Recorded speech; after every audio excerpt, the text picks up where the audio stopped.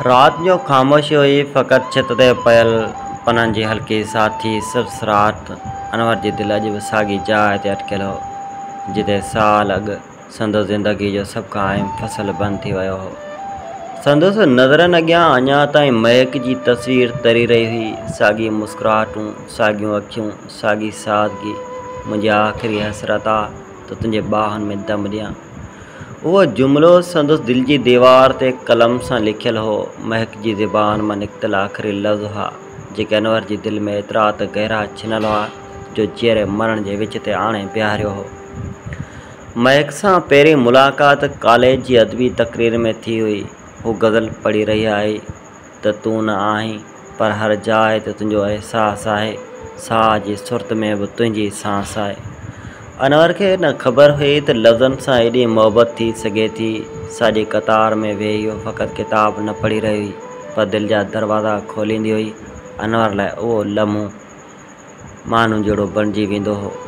उहा मुलाक़ात आहिस्ते आहिस्ते दोस्तीअ में, पोइ ख़ामोश मोहबत में तब्दील थी। ॿई हिक ॿिए खां इक़रार त न करे सघिया, पर अखियुनि, ख़ामोशियुनि ऐं निराशाउनि में सभु कुझु चई विया हुआ। ज़िंदगी जी ॿवाटिन ते जॾहिं क़िस्मत जो हथु अचे थो त जज़्बात मात खाइनि था। महक जे घर वारनि हिन लाइ ॿियो रिश्तो पसंदि कयो। महक रोई विढ़ी, पर आख़िरकार समाज जे ज़ंजीरनि अॻियां संदुर ख़्वाब टुटा। अनवर खां सवाइ जीअं महक लाइ आसान न हो, पर समाज जे रीतनि जे नाले ते हुन दिलि खे दॿायो। अनवर अंदर ई अंदर टुटंदो रहियो। न का शिकायत, न को इल्ज़ाम, फ़क़ति ख़ामोशी सां जीअणु शुरू कयो हो। कुझु सालनि खां पोइ अनवर खे महक जी बीमारी जो पतो पियो।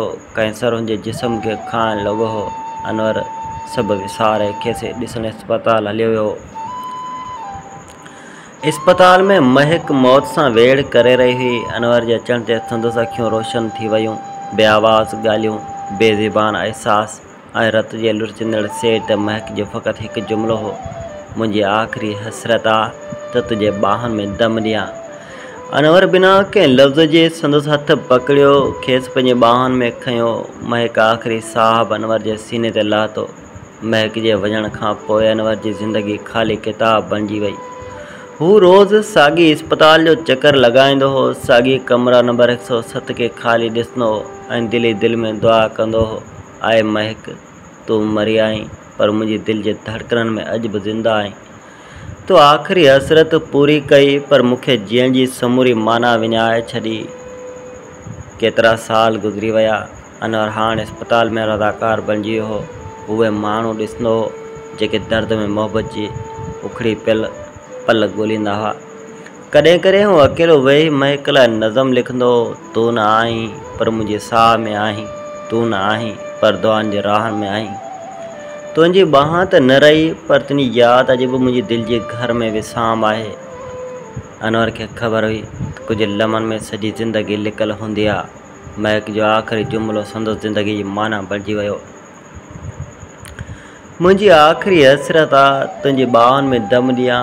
हू सिर्फ़ु लफ़्ज़ न हुआ, पर मोहबत जी मिराज, वफ़ा जो आख़िरी दर्द ऐं अहसास जी इंतिहा हुई। अनवर जे लाइ उहो लम्हो मोहबत जी सभ खां सची तारीफ़ हुई। कॾहिं कॾहिं ज़िंदगी में असां सभु कुझु विञाए वियूं था, पर पोइ बि असां वटि कुझु रहिजी वञे थो, कुझु लफ़्ज़, कुझु निगाहूं, कुझु लम्हा जेके मरण खां पोइ जीअरा रखनि था। महक वई, पर अनवर जे ॿांह में पंहिंजे हसरत सां मोहबत खे अमर करे वई।